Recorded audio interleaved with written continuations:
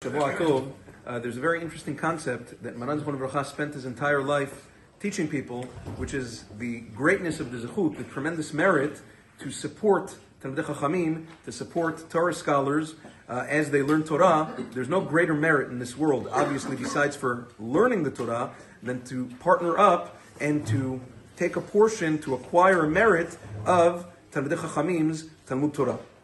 Now there's a catch here. The condition is that it has to be a partnership.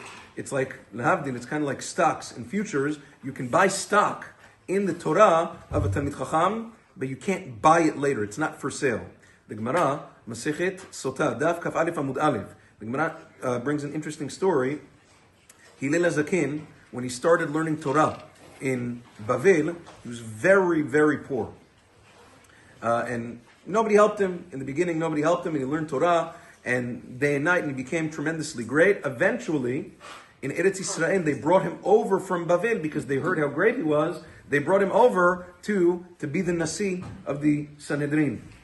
When he was brought over to Eretz Yisrael, Hillel HaZaken had a brother who was very successful. His name was Shevna.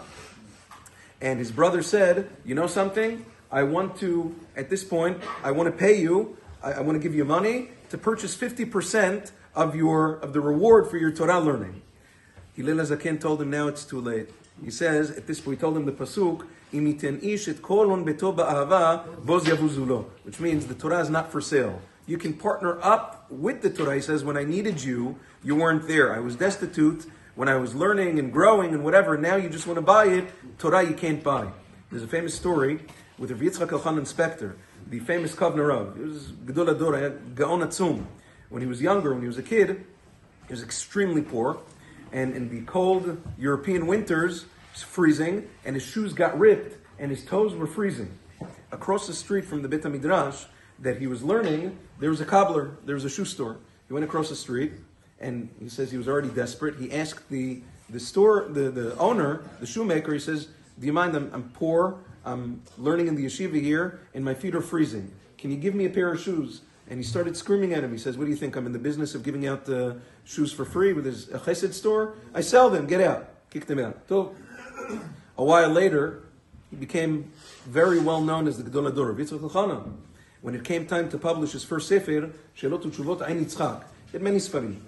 People were waiting online to help, to pay for the publishing so that they could get their names in the front page. Among those people who lined up to sponsor the sefer was the shoemaker, and the shoemaker came to the Rav, the famous Kovner Rav, and he says, "I'd like to participate in the cost of publishing the sefer." He says, "Can I ask you a question? Do you remember a little boy? I guess maybe he didn't know his name or whatever it was. Maybe it was from a different town at the time. He says, do you remember a little boy Yitzchak Elchanan?" He says, "I don't know what the Rav is talking about." He says, "There was a little boy Yitzchak Elchanan. You don't remember him?" He says, "No, I don't know what you're talking about." He says, way back when I was younger, and I needed your help, and my feet were freezing, and I was still growing in Torah, you had a chance to partner with all the Torah that I had today. Now, he says, now it's too late. Now you can't partner in my Torah.